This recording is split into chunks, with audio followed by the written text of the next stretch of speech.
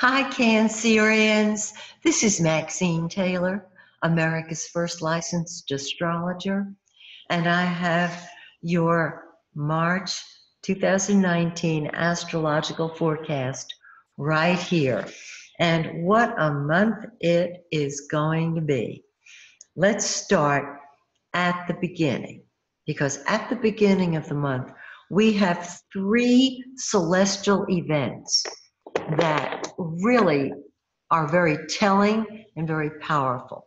They occur right around the new moon on the 6th of March. So let me describe them to you. First of all, the new moon, which is on the 6th in 15 degrees of Pisces, 47 minutes. If you have your own birth chart, look at it and find 1547 of Pisces.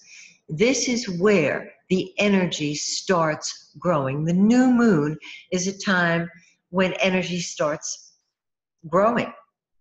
Depending on what area of life the new moon falls, that's the area where things start happening. Now, I mentioned that this new moon, excuse me, is on the 6th. That means the 4th and the 5th, we're going to be in the dark of the moon. Everybody's going to be sitting there looking at each other like, when does it start happening? I don't feel anything. On the 6th, we have the new moon in 15 Pisces 47. Okay, then energy starts moving. In your chart, that's in the 9th house of the higher mind, philosophy, long distance travel, a very philosophical way of looking at things. It deals with people from other lands and traveling perhaps to and from other lands and higher education. So this might be a really good time to continue your advanced education. That's the first thing I want to mention. The second one is that on that very same day, Uranus, the green planet right here, which has been in Aries. Uranus is the rebel. It says, I'm going to rebel just because I want to rebel. I got to do things my way. If you tell me not to do something, I'm going to do it. In Aries, people born under the sign of Aries have really exemplified this. They have just been unpredictable. They're doing their thing their way, and that's all there is to it. And Aries says, yeah, what's wrong with that? Nothing. As long as you're not on the receiving end, because Aries is going to do it their way. Well, on the 6th, Uranus moves into Taurus, and Taurus deals with money and values and possessions. And Taurus is a slow mover forward. So our values are undergoing a change. It's on your 11th house cusp, the cusp of the 11th house, the strongest part of the house. The 11th house deals with friends and hopes and wishes and group activities. And so you may become involved with a metaphysical group, an astrological group, a computer group. You might find new friends, new groups, or break free from old friendships, old groups. And I don't want you to think that you're going to throw the baby out with the bathwater. You're not going to drop your friends, because Mars is in that 11th house also. Mars is what we fight with and fight for. Maybe I spoke too soon. Yeah, because you may go toe-to-toe with some of your friends in some of the organizations that you belong to. But you'll fight with them, you'll fight for them. So we've got Uranus and the new moon doing their thing right around the 6th. There's a third event, and that is Mercury goes retrograde it actually goes stationary retrograde on the 5th, meaning it quits moving. Not really, it doesn't quit moving, but that's how it appears here on planet Earth. And so it does that on the 5th, and then by the 6th, it is moving backwards. That is Mercury retrograde. Mercury rules communication, correspondence, transportation. And so it's retrograde in your 9th house of higher education, philosophy, travel. What you're not going to do, I'm just making a little note here on the visual aid. What you're not going to do with Mercury retrograde is you are not going to start a new project while Mercury's retrograde, and you back it up about a week. So let's say from March 1st till March 28th, I would give it till the 29th. You are going to tie up the loose ends of unfinished projects rather than start a new one. And if you have to travel during this time, just carry your luggage. In other words, cross the T's, dot the I's, make sure everything is the way you want it, and you will be fine.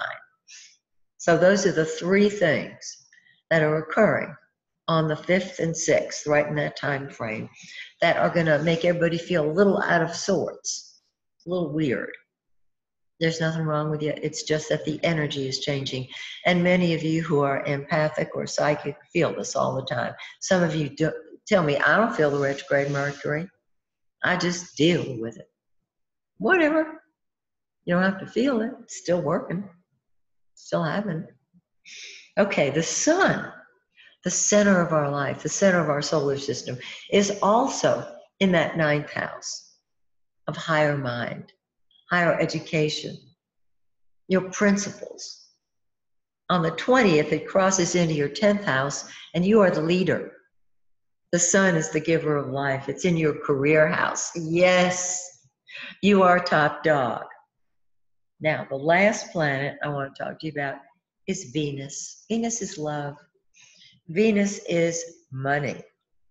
And so Venus is in your 8th house. The 8th house is the house of transformation. And so your love nature may be undergoing a transformation. It's the house of secrets. And so there may be a deep longing within you for a certain kind of love that you're longing for. The 8th house deals with other people's money. And so you will be willing to give, you can be willing to give them money. Now, on the 26th, I'm going to write the 26th here, it moves into your 9th house. And you're able to see a much bigger picture. Travel is a joy because Venus is the great benefic. It moves out of Aquarius in the 8th house, where it is a friend to all, and it moves into Pisces, where it is exalted. It is beautiful in Pisces. And so this would be a wonderful time to travel with Mercury retrograde. Like I said, carry your luggage. And as we move from the new moon, for 2 weeks, the moon is growing until 2 weeks later, we have a full moon. And on the full moon, things come to a head.